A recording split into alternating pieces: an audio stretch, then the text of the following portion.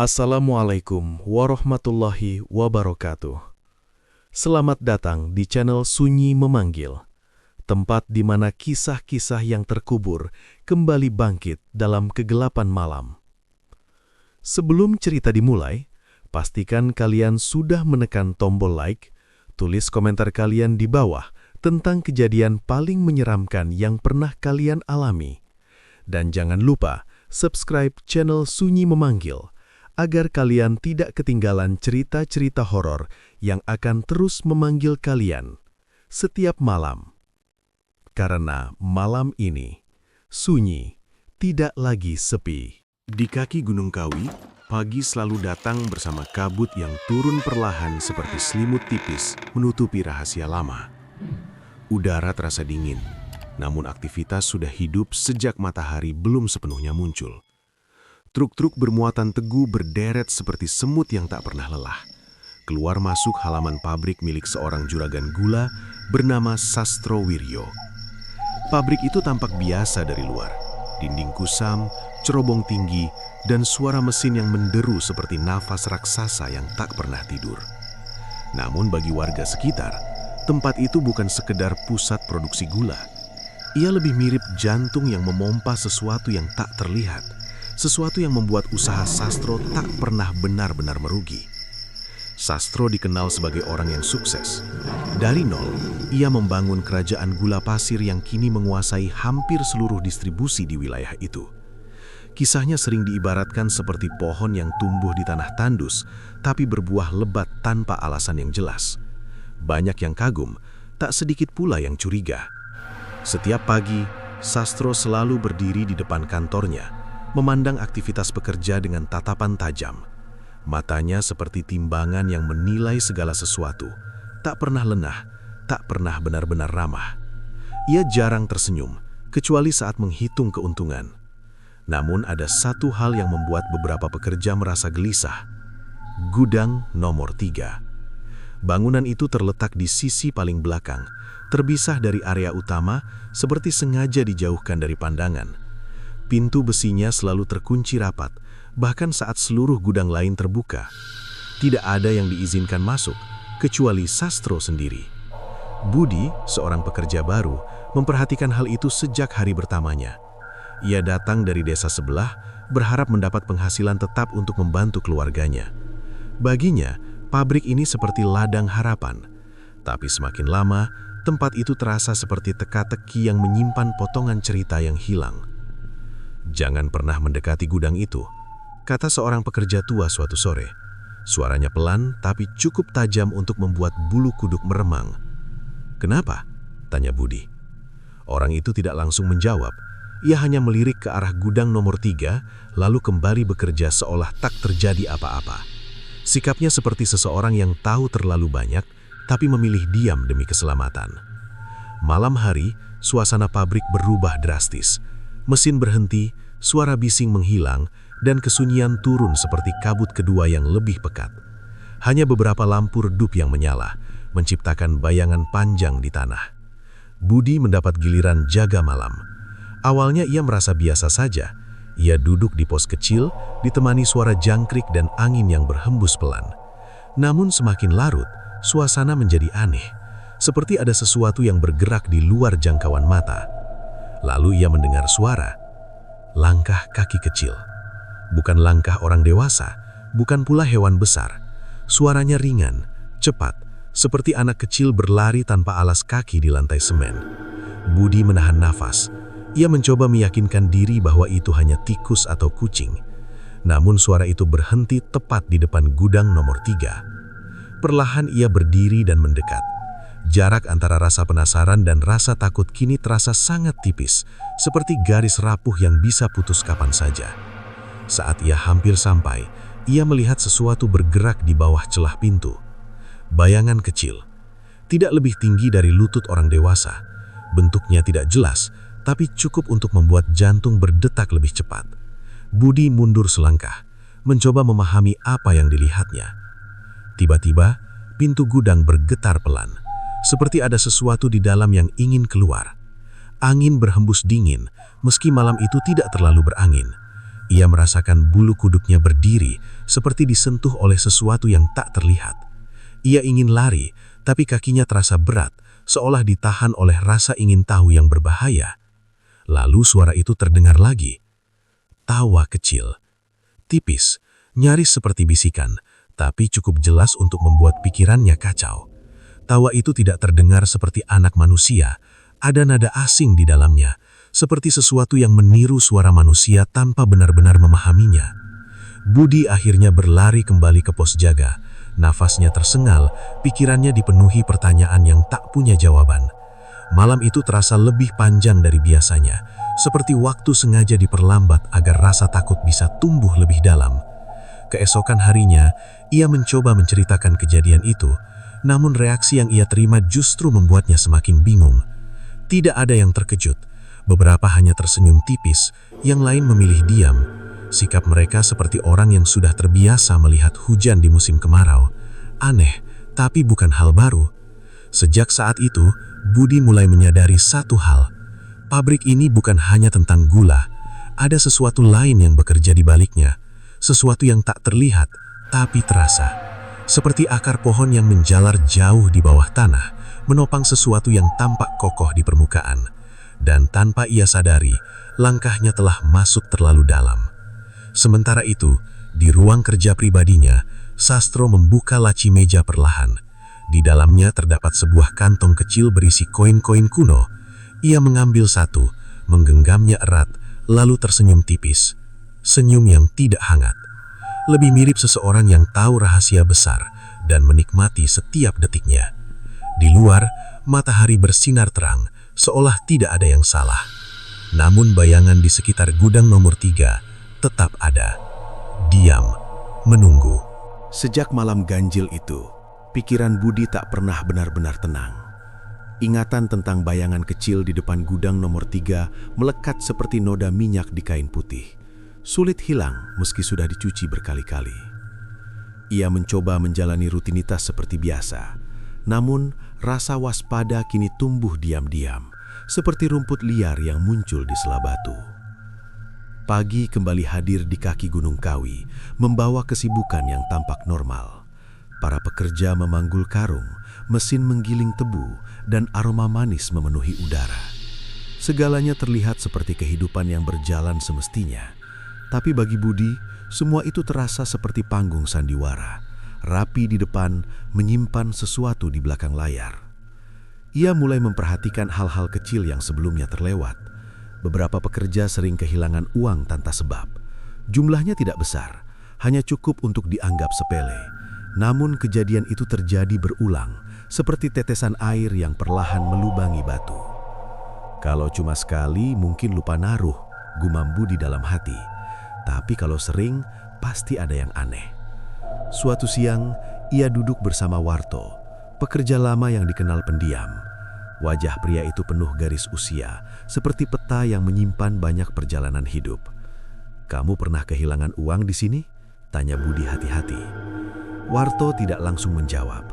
Ia menghisap rokoknya dalam, lalu menghembuskan asap perlahan. Gerakannya tenang, tapi matanya menunjukkan sesuatu yang sulit dijelaskan.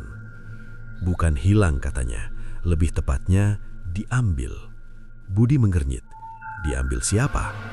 Warto menatap lurus ke arah gudang nomor 3. Tatapannya kosong, tapi penuh arti. "Kalau kamu sudah dengar langkah kecil malam itu, berarti kamu sudah mulai dipanggil," ucapnya pelan. Kata-kata itu seperti angin dingin yang menyusup ke dalam tulang. Ia merasa ada sesuatu yang lebih besar dari sekedar kejadian aneh. Ia ingin bertanya lebih jauh, tapi Warto sudah berdiri dan pergi, meninggalkan jawaban yang menggantung seperti awan gelap sebelum hujan. Malam berikutnya, rasa penasaran mengalahkan ketakutan. Budi sengaja mendekati area gudang nomor 3. Lampu di sekitar tempat itu redup, menciptakan bayangan yang bergerak seperti makhluk hidup. Ia melangkah perlahan, mencoba tidak membuat suara.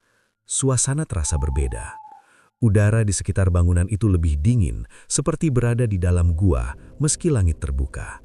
Napasnya terlihat samar, seolah suhu tiba-tiba turun tanpa alasan. Perasaan itu sulit dijelaskan, tapi cukup untuk membuat dada terasa sesak. Lalu, suara itu muncul lagi.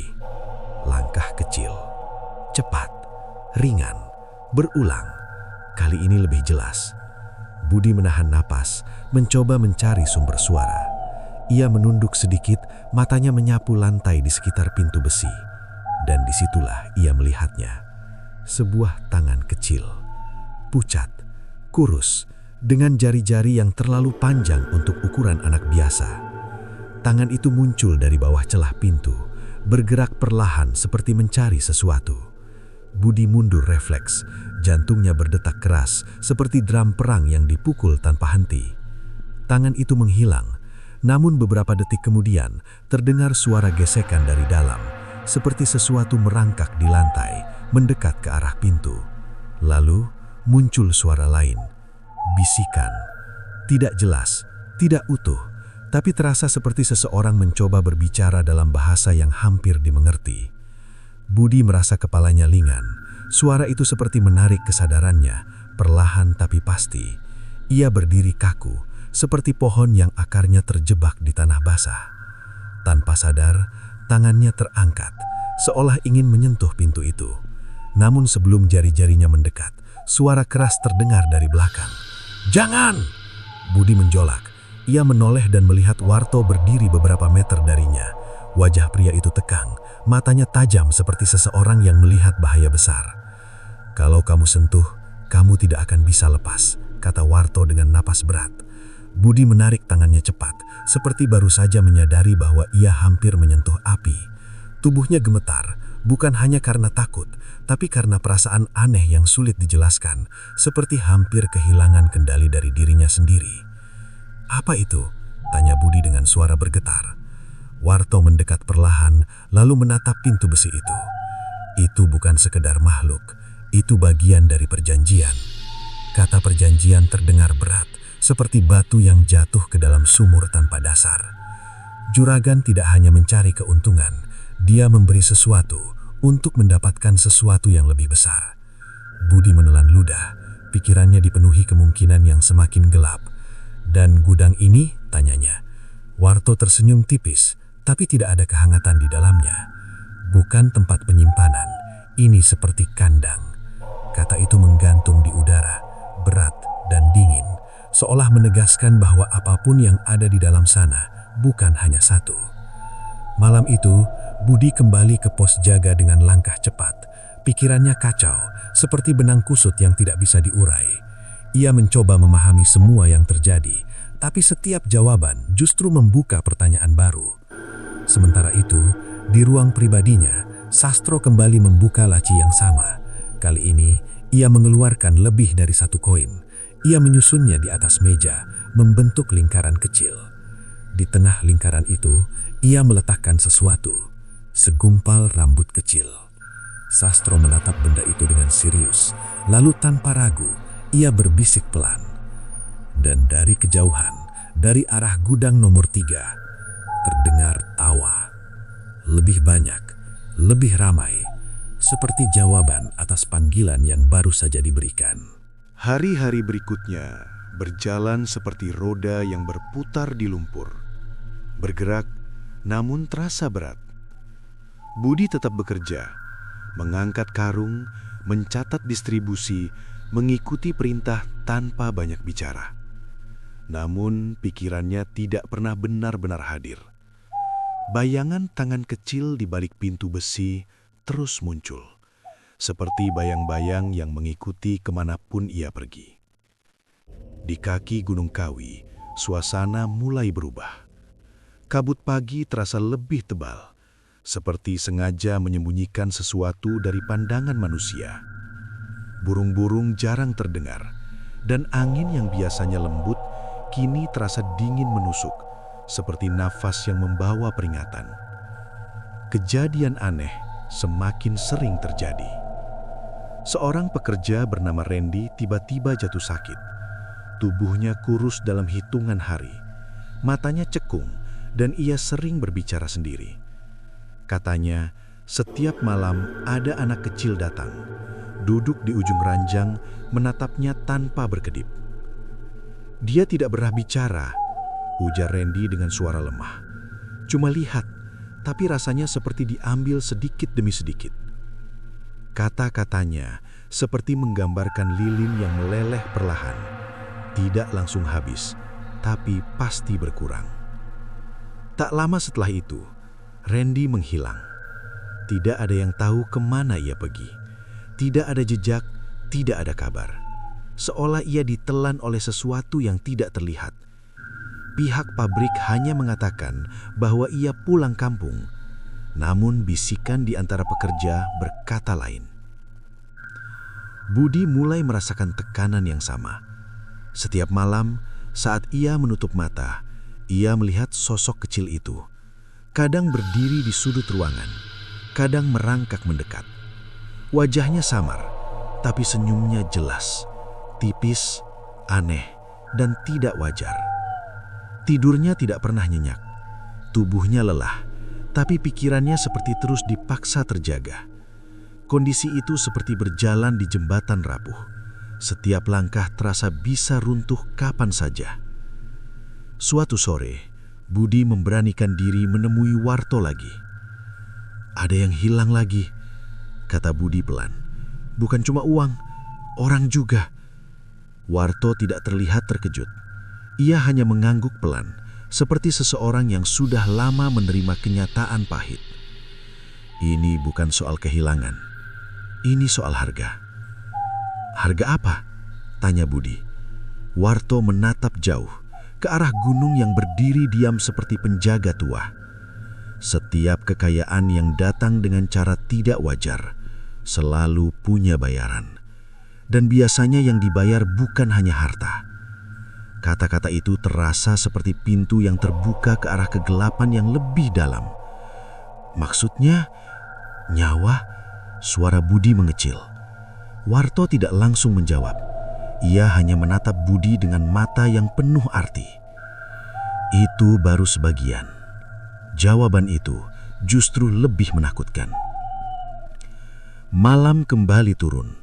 Langit gelap tanpa bintang, seperti tirai hitam yang menutup dunia. Budi kembali berjaga, tapi kali ini ia tidak sendirian. Perasaan diawasi begitu kuat, seperti ada banyak mata yang mengintip dari balik kegelapan. Suara langkah kecil kembali terdengar, namun kali ini bukan satu, banyak. Berlarian, berputar, seperti sekumpulan anak kecil yang bermain, tapi tanpa suara riang. Yang terdengar hanya gesekan kaki di lantai dan nafas tipis yang berulang. Budi berdiri kaku. Ia tidak berani mendekat, tapi juga tidak bisa mengalihkan perhatian. Suara itu seperti menariknya, perlahan seperti arus sungai yang menyeret daun kering. Tiba-tiba, pintu gudang nomor 3 terbuka sedikit. Hanya celah sempit. Dari dalam, kegelapan tampak lebih pekat, seperti lubang tanpa dasar. Namun di balik kegelapan itu, ada sesuatu yang bergerak. Banyak sesuatu. Sepasang mata kecil muncul. Lalu sepasang lagi. Dan lagi, puluhan titik cahaya redup menatap keluar seperti hewan yang lapar. Budi mundur perlahan. Nafasnya tercekak. Pemandangan itu seperti melihat sarang yang selama ini tersembunyi dan kini terbuka. Tawa kecil terdengar bersahutan. Tidak lagi pelan. Kini jelas dan jumlahnya banyak. Tiba-tiba, salah satu sosok merangkak keluar. Tubuhnya kecil, kulitnya pucat keabu-abuan, dengan kepala sedikit lebih besar dari proporsi normal. Gerakannya cepat, tidak wajar, seperti bayangan yang hidup. Budi ingin berlari, namun tubuhnya tidak bergerak. Kakinya seperti tertanam di tanah. Makhluk itu mendekat perlahan. Setiap langkahnya ringan, tapi terasa berat di telinga. Ia berhenti beberapa meter dari Budi, lalu menatap lurus. Matanya kosong, tapi dalam kekosongan itu ada sesuatu yang terasa lapar. Lalu makhluk itu tersenyum. Senyum yang sama seperti dalam mimpi Budi. Tanpa suara, ia mengulurkan tangan. Gerakan itu sederhana, tapi terasa seperti undangan yang tidak bisa ditolak. Dan pada saat itu, Budi merasakan sesuatu di dalam dirinya.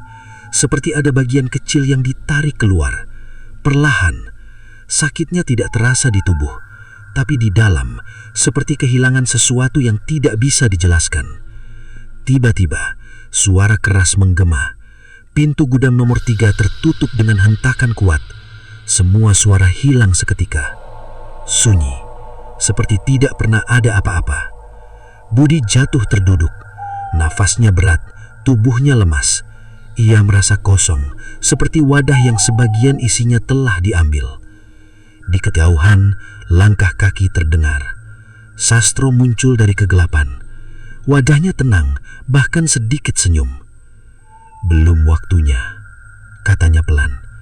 Budi menatapnya dengan mata penuh ketakutan. Apa itu?" Suaranya hampir tidak terdengar. Sastro mendekat, lalu berjongkok di depan Budi. "Itu," katanya, "adalah alasan kenapa tempat ini selalu menghasilkan."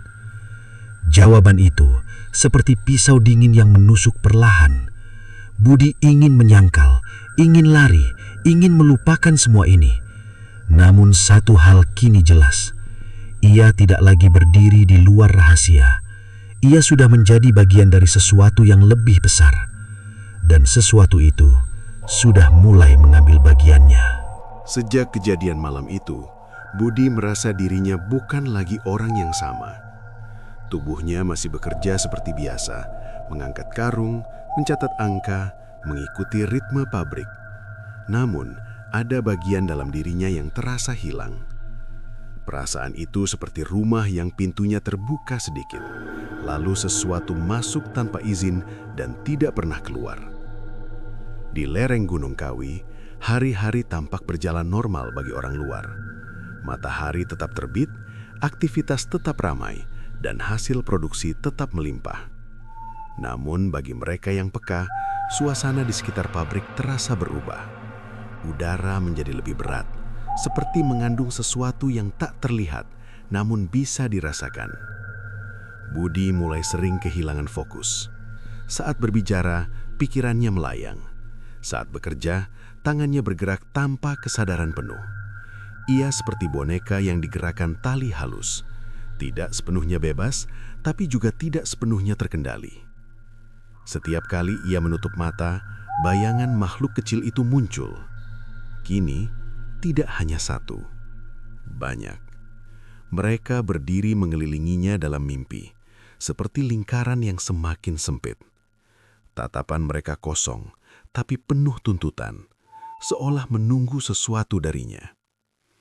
Suatu pagi, Budi terbangun dengan sesuatu yang aneh di tangannya.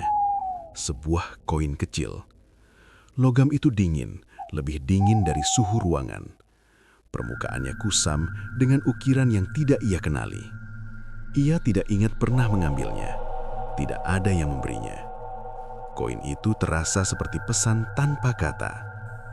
Ia mencoba membuangnya, namun setiap kali ia meletakkannya jauh, benda itu kembali muncul di dekatnya, di saku, di meja, bahkan di bawah bantal. Kejadian itu seperti bayangan yang selalu mengikuti cahaya. Tak peduli seberapa jauh ia mencoba menghindar.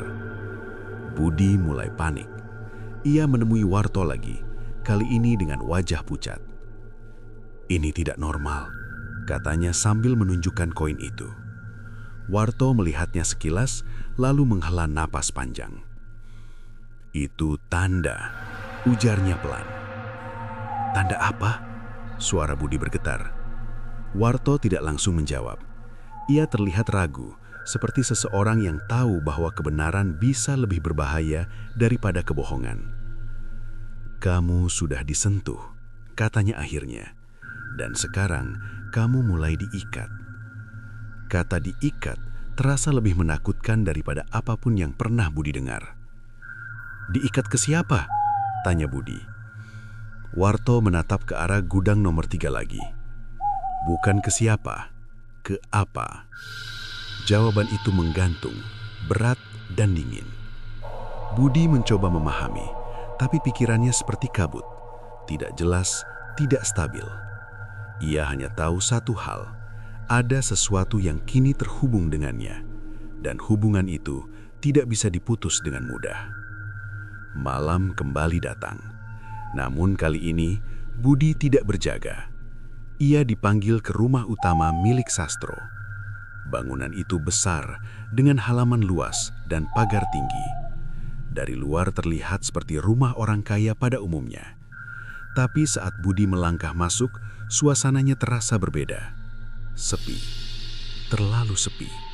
Seperti tempat itu menahan suara, menyerap setiap bunyi, hingga hilang tanpa jejak. Sastro menyambut Budi di ruang tengah. Wajahnya tenang seperti biasa, namun tatapannya lebih dalam. Ia mempersilakan Budi duduk, lalu menuangkan minuman tanpa banyak bicara. "Kamu sudah mulai merasakan ya?" katanya pelan. Budi tidak menjawab. Ia hanya menggenggam koin di tangannya. Sastro mensenyum tipis. "Itu bukan kebetulan. Tidak ada yang terjadi tanpa alasan di tempat ini." "Apa yang Anda lakukan?" tanya Budi, suaranya pelan tapi tegas. Sastro tidak langsung menjawab. Ia berjalan ke arah lemari, lalu mengambil sebuah kotak kecil. Dari dalamnya ia mengeluarkan beberapa benda. Koin serupa, potongan kain, dan sesuatu yang tampak seperti rambut.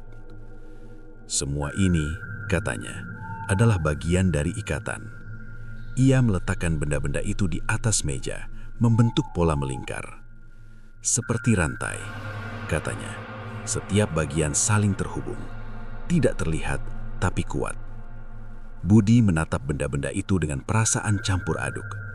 Ia merasa seperti melihat sesuatu yang seharusnya tidak diketahui manusia biasa. "Dan saya?" tanyanya. Sastro menatapnya langsung. "Kamu sekarang bagian dari rantai itu."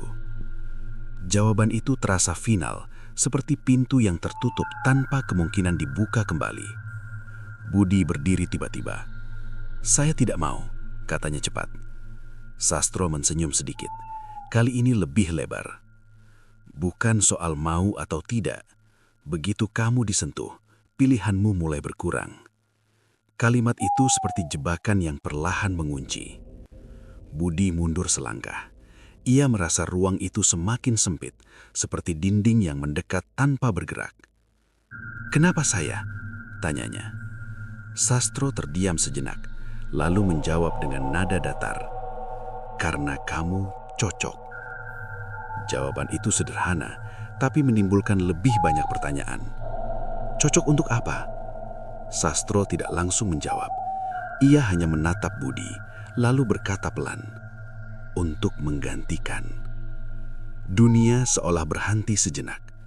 Kata itu menggema di kepala Budi, berulang seperti gema di dalam gua.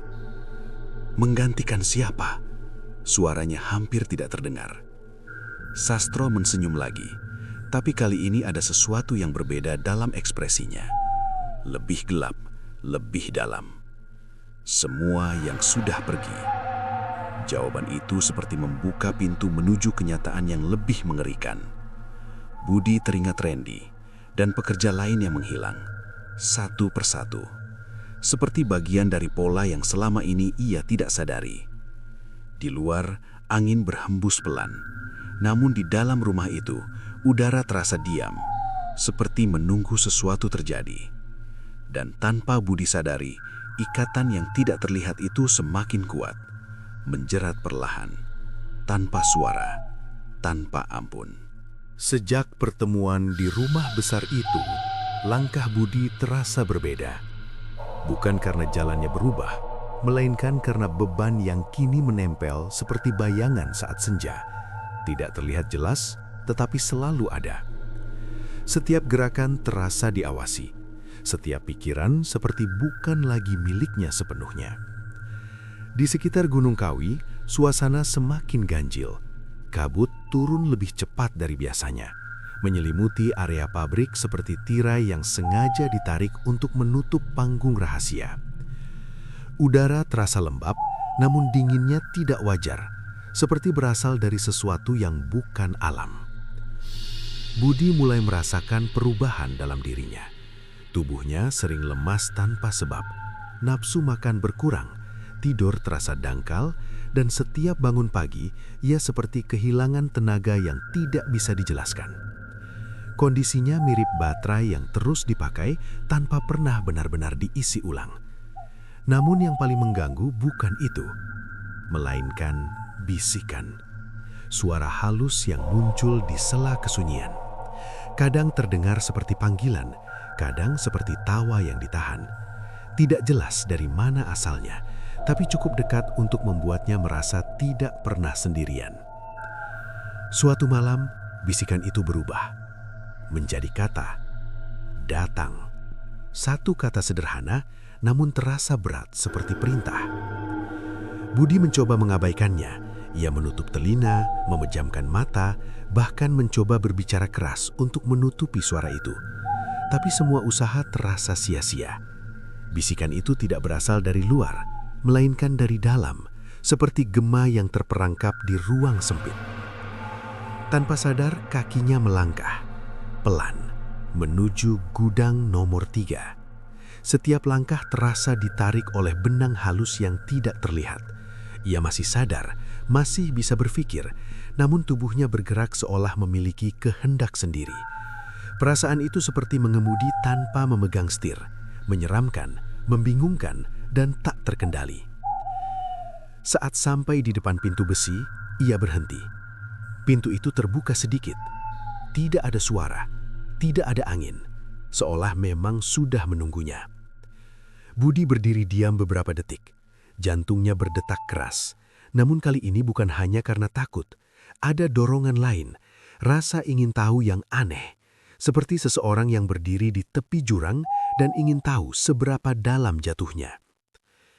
Perlahan, ia mendorong pintu. Suara engsel berderit pelan, memecah kesunyian seperti goresan di permukaan kaca. Di dalam, gelap. Namun bukan gelap biasa. Kegelapan itu terasa padat, seperti kabut hitam yang memenuhi ruangan.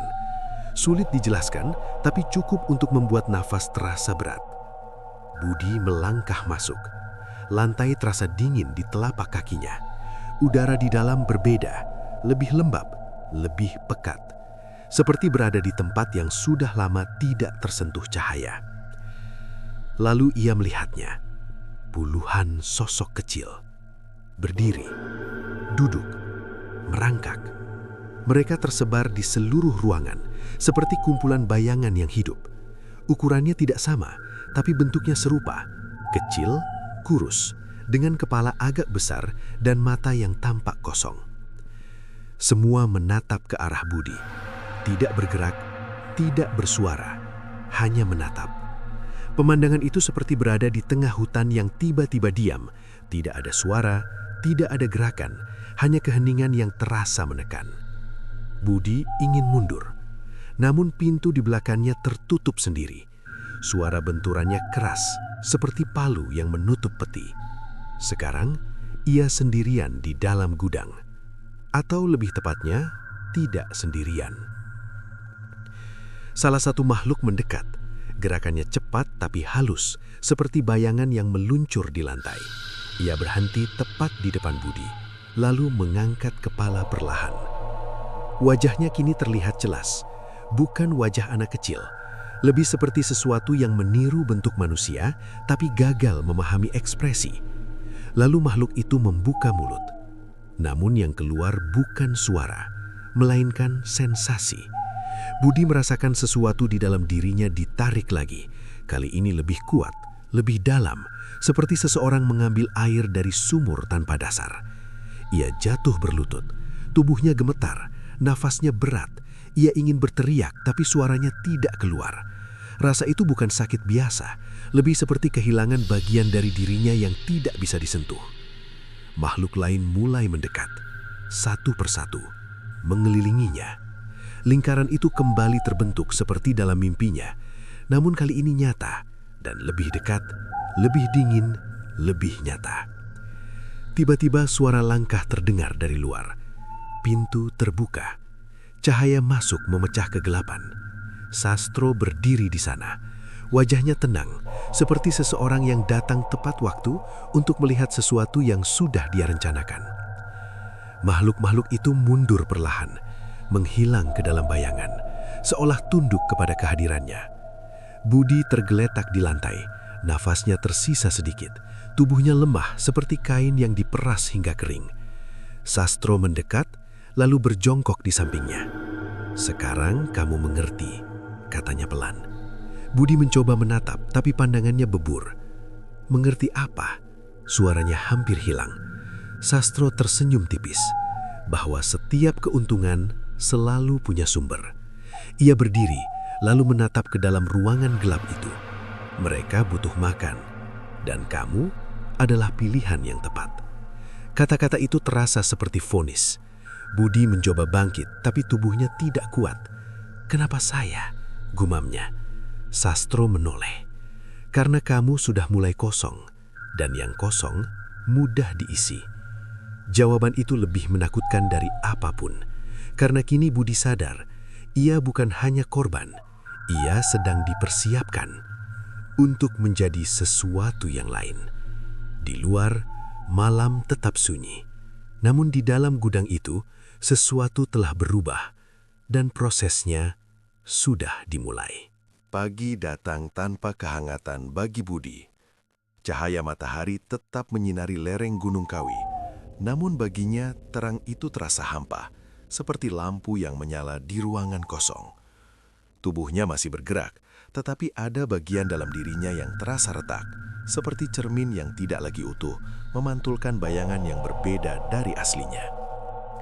Sejak malam di dalam gudang, perubahan itu semakin jelas. Budi tidak hanya lemah, ia mulai kehilangan rasa.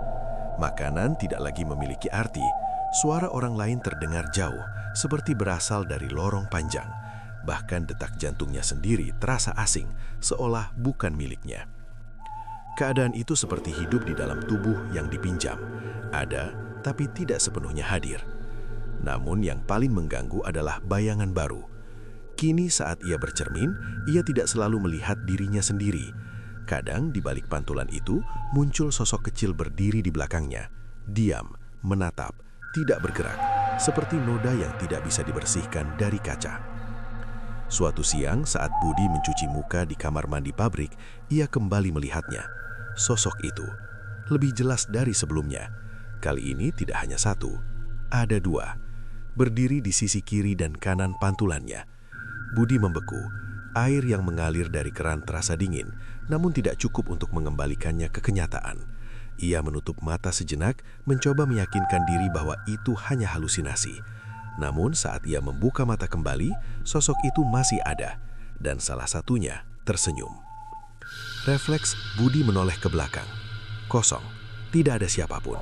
Saat ia kembali melihat cermin, sosok itu menghilang, namun rasa yang ditinggalkan tidak ikut pergi. Perasaan diawasi kini berubah menjadi sesuatu yang lebih dalam, seperti ada yang hidup di dalam dirinya, bukan hanya di sekitarnya. Malam harinya, Budi tidak bisa tidur sama sekali. Bukan karena takut, melainkan karena setiap kali ia memejamkan mata, ia merasa jatuh ke dalam ruang gelap tanpa dasar. Dan di dasar itu ada suara, bukan lagi bisikan, melainkan percakapan. Banyak suara kecil berbicara bersamaan, seperti sekumpulan anak-anak yang berbicara dalam bahasa yang sama, tapi tidak dimengerti.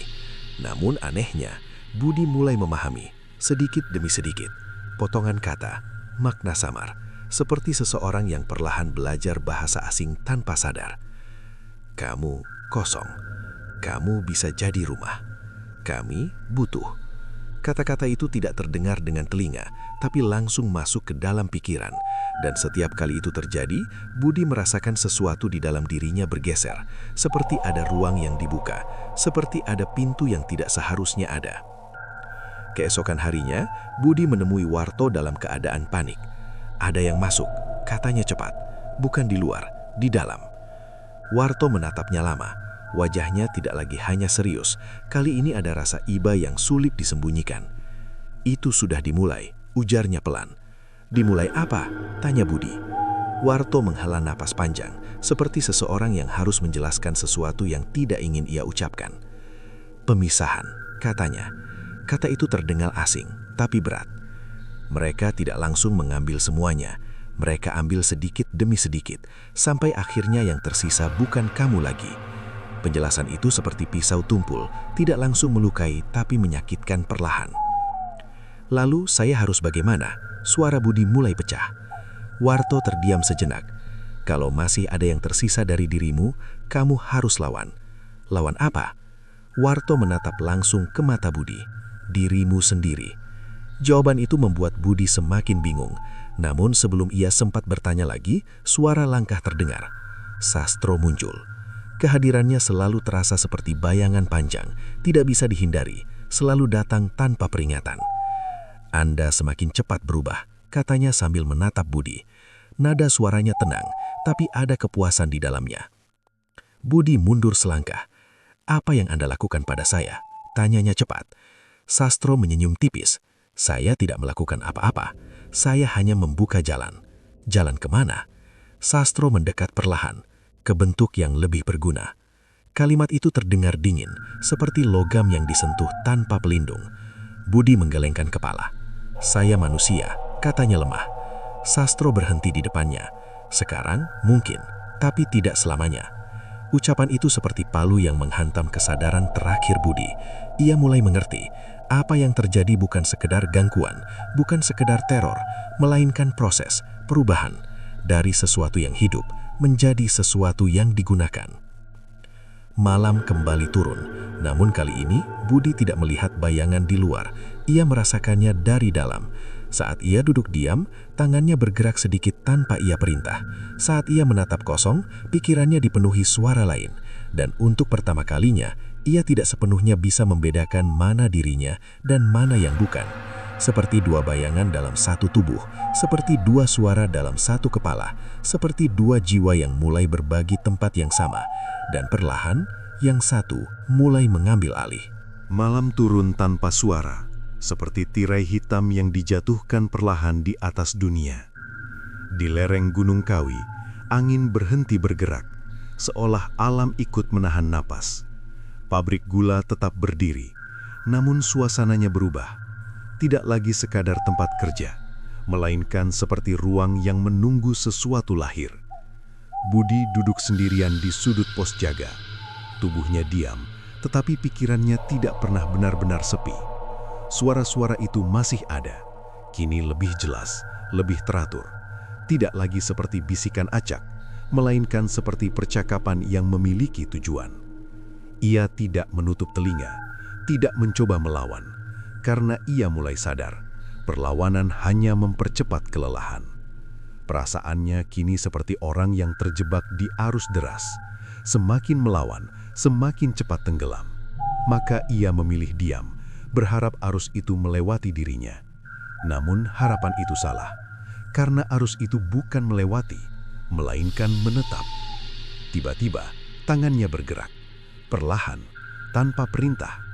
Jari-jarinya menekuk, lalu membuka, seperti mencoba mengenali tubuh yang ia tempati. Budi menatap tangannya sendiri dengan napas tertahan. Itu bukan aku. Suara itu keluar pelan, tetapi tidak ada yang menjawab. Namun di dalam kepalanya ada respons. Ini kita. Kata itu muncul tanpa suara, tapi jelas. Budi menggigit bibir. Ia mencoba mengekalkan tangan, mencoba merebut kembali kendali.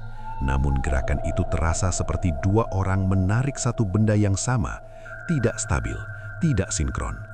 Tubuhnya kini bukan lagi milik satu kehendak, melainkan dua. Ia berdiri, atau lebih tepatnya dipaksa berdiri. Kakinya melangkah keluar dari pos jaga, menuju halaman pabrik. Langkah itu tidak cepat, tidak tergesa, tapi pasti. Seperti seseorang yang tahu kemana harus pergi. Budi mencoba berhenti, namun tubuhnya tetap berjalan. Perasaan itu seperti menjadi penumpang di kendaraan sendiri, melihat, merasakan, tapi tidak bisa mengendalikan arah. Langkahnya berhenti di depan gudang nomor 3. Pintu terbuka, tanpa suara, tanpa sentuhan, seolah mengenal siapa yang datang. Budi masuk, kali ini tanpa ragu. Di dalam, makhluk-makhluk itu sudah menunggu. Tidak bergerak, tidak mendekat, hanya berdiri dalam lingkaran, seperti penonton yang menyaksikan sesuatu yang penting. Salah satu dari mereka maju, lebih kecil dari yang lain, namun auranya berbeda, lebih kuat, lebih hidup. Makhluk itu berhenti tepat di depan Budi, lalu perlahan mengangkat kepala, dan untuk pertama kalinya, Budi melihat wajahnya dengan jelas. Wajah itu mirip dirinya. Bukan sama, namun cukup untuk dikenali. Seperti bayangan yang dipantulkan oleh air keruh. Tidak sempurna, tapi memiliki bentuk yang sama. Napas Budi tercekat. Itu aku. Namun suara dalam kepalanya menjawab, bukan kamu, tapi akan jadi. Makhluk itu tersenyum. Gerakannya lambat, tapi penuh arti. Lalu ia mengangkat tangan. Budi merasakan sesuatu di dadanya. Bergetar, berdenyut, seperti ada bagian yang ingin keluar. Rasa itu tidak menyakitkan, tapi menakutkan. Seperti kehilangan sesuatu yang tidak bisa dilihat, namun sangat penting. Tubuhnya mulai melemah, kakinya goyah. Namun makhluk di depannya tetap berdiri, menatap dengan mata kosong yang kini terasa akrab. Tiba-tiba, semua makhluk di ruangan itu bergerak bersamaan. Mereka mendekat, perlahan, membentuk lingkaran yang lebih rapat. Budi ingin berteriak, namun suaranya hilang. Mulutnya terbuka, tapi tidak ada bunyi. Dan di dalam kepalanya, suara itu semakin kuat. Lepaskan, biarkan, jadi. Kata-kata itu seperti kunci yang membuka pintu yang sudah lama retak. Budi merasakan dirinya terbelah, bukan secara fisik, melainkan sesuatu yang lebih dalam, seperti dua lapisan yang mulai terpisah, dan salah satunya mulai keluar. Di saat itulah, suara keras terdengar. Pintu terbuka, Sastro masuk, langkahnya tenang, tapi kehadirannya langsung mengubah suasana. Makhluk-makhluk itu mundur sedikit, memberi ruang. Sastro menatap Budi, atau sesuatu yang kini bukan sepenuhnya Budi. Sudah hampir selesai, katanya pelan. Ia mendekat, lalu berdiri di antara lingkaran. Prosesnya lebih cepat dari yang saya kira, lanjutnya. Budi mencoba menatapnya, tapi pandangannya terasa berat. Dunia di sekitarnya seperti terdistorsi, seperti melihat melalui kaca retak. Apa yang terjadi? Suaranya lemah. Sastro tersenyum. Kamu sedang dilahirkan kembali. Jawaban itu tidak memberi kelegaan. Justru sebaliknya, Budi merasakan bagian dari dirinya semakin menjauh, seperti suara yang memudar di kejauhan, perlahan hilang tanpa bisa ditahan. Makhluk kecil di depannya melangkah lebih dekat. Kini jaraknya hanya sejengkal. Ia mengangkat tangan lagi, dan kali ini Budi tidak bisa melawan. Ia hanya bisa merasakan bagaimana sesuatu dari dalam dirinya berpindah, seperti bayangan yang keluar dari tubuh. Seperti napas yang tidak kembali. Dan di saat itulah, untuk pertama kalinya, ia melihat dirinya sendiri, berdiri di depannya. Namun bukan sebagai manusia, melainkan sebagai sesuatu yang lain. Sesuatu yang kecil, sunyi, dan siap untuk digunakan. Di luar, angin kembali berhembus. Namun di dalam gudang itu, satu jiwa telah terbelah. Dan yang tersisa bukan lagi utuh. Fajar muncul perlahan di lereng Gunung Kawi. Namun cahaya yang datang tidak lagi membawa harapan. Bagi tempat itu, pagi hanya seperti jeda singkat sebelum kegelapan kembali mengambil peran. Udara terasa lebih diam dari biasanya, seperti dunia menahan sesuatu yang tidak ingin terungkap. Di dalam pabrik, aktivitas berjalan seperti biasa. Mesin berputar, orang-orang bekerja, karung berpindah tangan. Namun di antara semua itu, ada satu hal yang berubah. Budi masih ada. Tubuhnya masih berdiri, masih bergerak, masih menjalankan tugas seperti hari-hari sebelumnya. Ia berbicara, menjawab, bahkan sesekali terlihat tersenyum.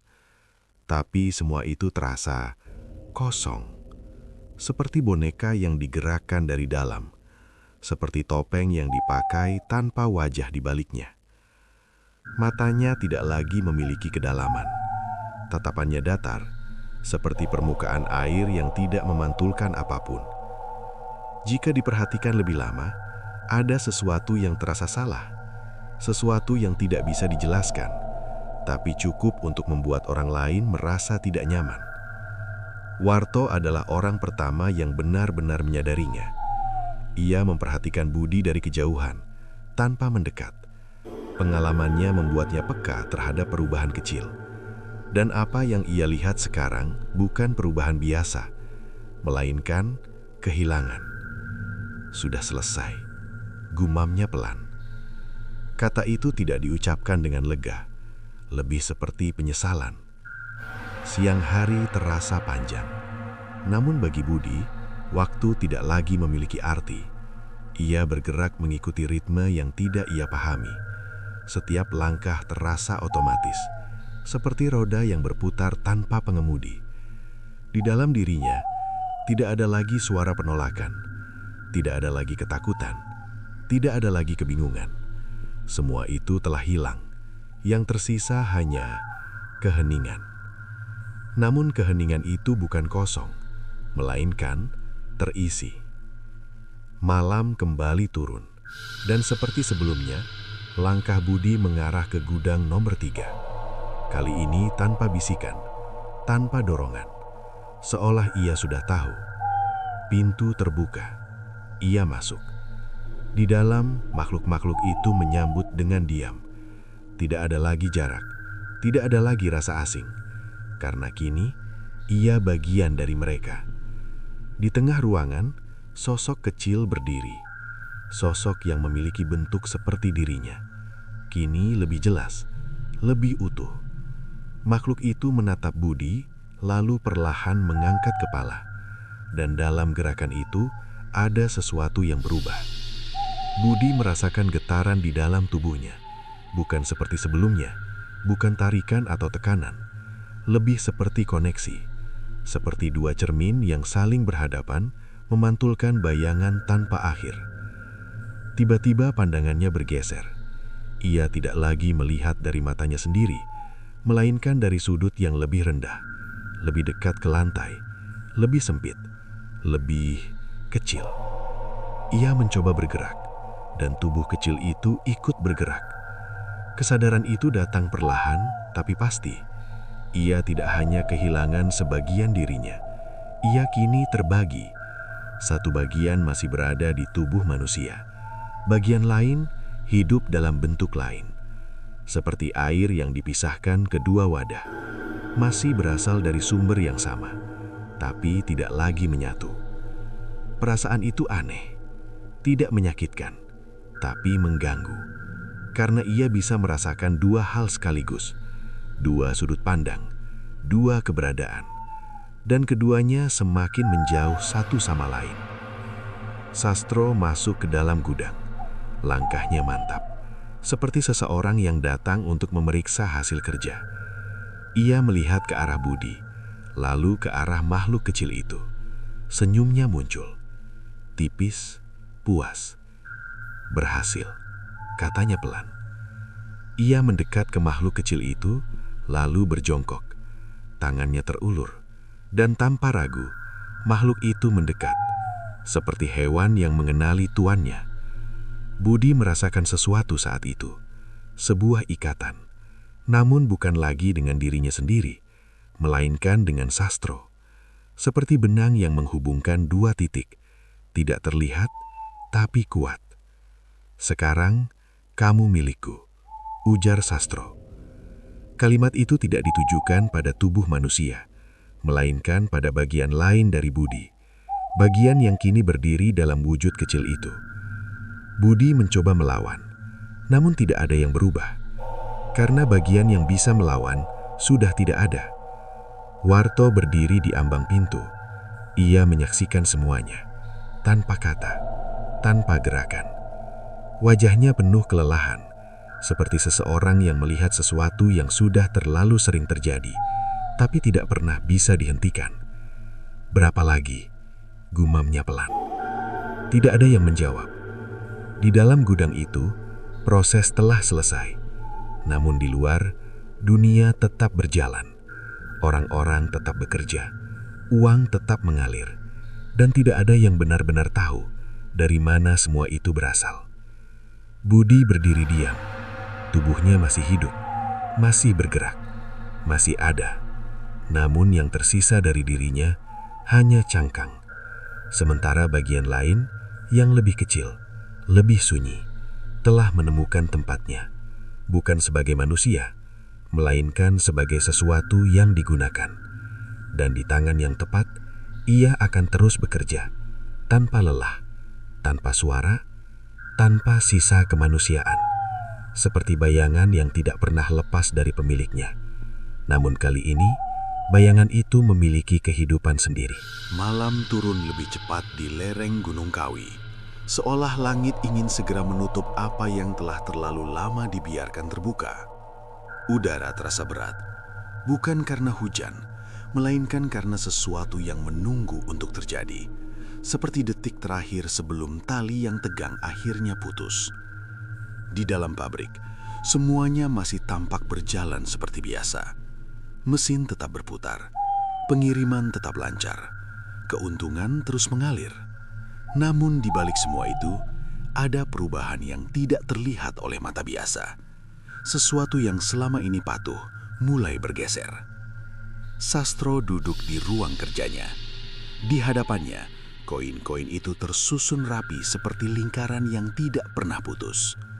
Tangannya bergerak perlahan, menyentuh satu persatu, seperti seseorang yang menghitung napas terakhir sebelum tidur panjang.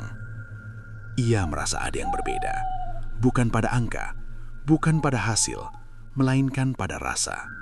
Seperti seorang pengendali yang tiba-tiba menyadari bahwa tali yang ia pegang mulai longgar.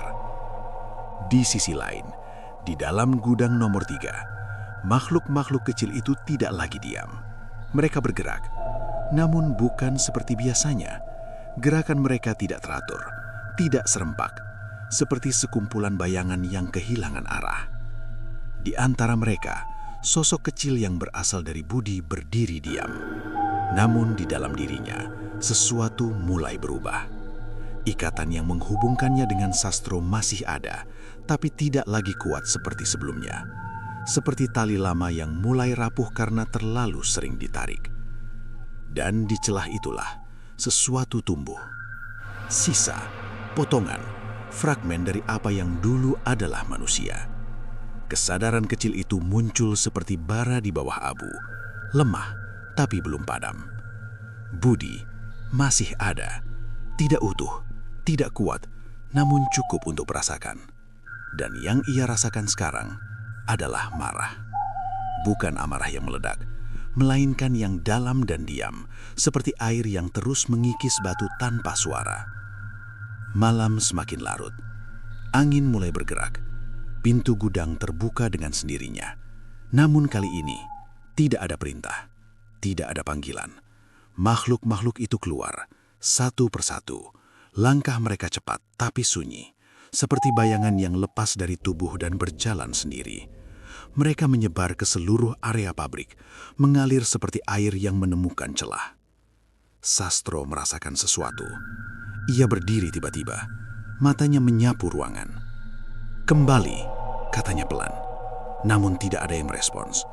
Ia mengurang, kali ini lebih tegas. "Kembali!" Biasanya perintah itu cukup, namun malam ini berbeda. Tidak ada satupun yang berhenti, tidak ada yang berbalik. Seperti suara itu tidak lagi memiliki arti. Untuk pertama kalinya, Sastro kehilangan kendali. Perasaan itu datang seperti retakan pertama di bendungan. Kecil, tapi cukup untuk menandakan kehancuran yang akan datang. Ia berlari keluar, menuju gudang. Namun yang ia lihat membuat langkahnya terhenti. Kosong, tidak ada satupun makhluk di dalam. Hanya kegelapan dan keheningan yang terasa lebih berat dari sebelumnya. Di belakangnya, suara langkah kecil terdengar. Banyak, sangat banyak. Sastro berbalik perlahan. Dan disitulah mereka berdiri. Mengelilinginya, puluhan, mungkin lebih. Mata kecil itu tidak lagi kosong. Kini, ada sesuatu di dalamnya. Kesadaran. Dan sesuatu yang lain. Balasan. Sastro mundur selangkah. Tidak mungkin, gumamnya. Namun kenyataan tidak bisa ditolak. Ia mencoba mengangkat tangan, mencoba memanggil kembali ikatan itu. Namun yang ia rasakan hanyalah kosong. Seperti mencoba menarik tali yang sudah putus. Sosok kecil yang berasal dari budi maju ke depan. Langkahnya pelan, namun pasti. Ia berhenti tepat di depan Sastro, dan untuk pertama kalinya, ia berbicara. Bukan dengan suara, melainkan langsung ke dalam pikiran. Kamu mengambil. Sastro membeku. Kami memberi. Pesan itu sederhana, namun cukup untuk menjelaskan segalanya. Selama ini ia merasa mengendalikan, padahal sebenarnya ia hanya meminjam, dan setiap pinjaman selalu harus dikembalikan. Makhluk-makhluk itu bergerak serempak, mendekat. Lingkaran itu kembali terbentuk, namun kali ini bukan untuk menerima, melainkan untuk mengambil. Sastro mencoba melarikan diri, namun kakinya terasa berat, seperti ditahan oleh sesuatu yang tidak terlihat. Tangannya gemetar. Untuk pertama kalinya, ia merasakan apa yang selama ini dirasakan orang lain. Takut, bukan karena tidak tahu, melainkan karena akhirnya mengerti. Makhluk kecil itu mengangkat tangan, dan dalam satu gerakan, semuanya berubah. Sastro merasakan sesuatu ditarik dari dalam dirinya. Lebih kuat, lebih cepat. Tidak seperti yang dialami Budi, ini seperti banjir yang menghancurkan bendungan dalam satu waktu. Ia berteriak, namun suaranya hilang di tengah kegelapan. Tubuhnya jatuh, matanya terbuka lebar, namun tidak lagi melihat. Di dalam gudang, keheningan kembali datang. Makhluk-makhluk itu berdiri diam, seperti setelah badai yang telah selesai. Sosok kecil itu menatap tubuh Sastro, lalu perlahan berbalik. Bersama yang lain, mereka kembali ke dalam bayangan, satu persatu, menghilang, seperti tidak pernah ada. Pagi datang, cahaya menyinari pabrik, orang-orang mulai berdatangan, aktivitas kembali berjalan. Namun ada satu hal yang berbeda. Sastro ditemukan di dalam gudang, tubuhnya utuh, tanpa luka, namun kosong, seperti wadah yang isinya telah diambil seluruhnya dan tidak pernah dikembalikan.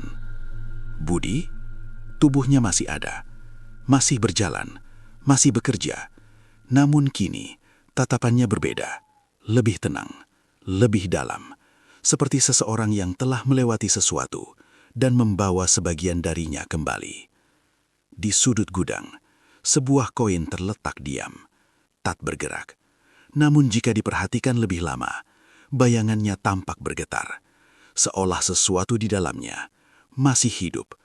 Dan cerita itu tidak benar-benar berakhir, karena di tempat seperti itu, yang hilang tidak pernah benar-benar pergi. Mereka hanya menunggu giliran berikutnya.